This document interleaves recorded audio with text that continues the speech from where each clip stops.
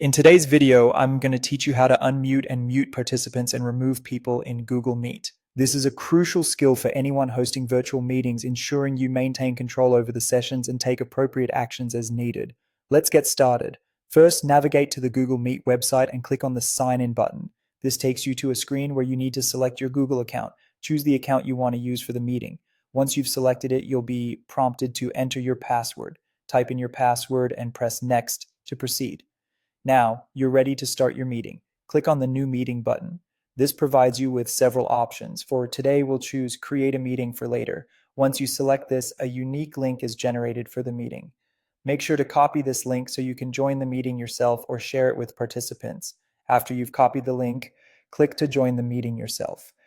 You'll see the Join Now button. Click on it to officially enter the meeting. During the meeting, you may need to manage audio settings for participants.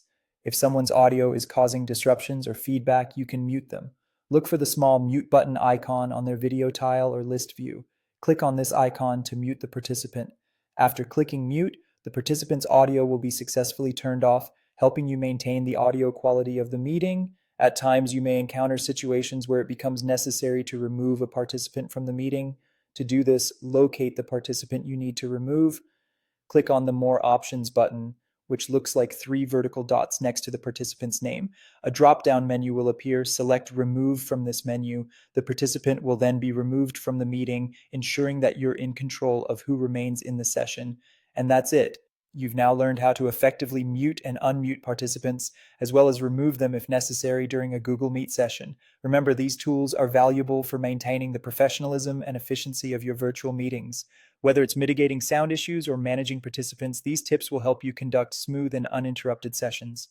Thank you for joining today's instructional video. If you found this guide helpful, make sure to check out other videos in our series for more tips and tricks. Happy meeting hosting!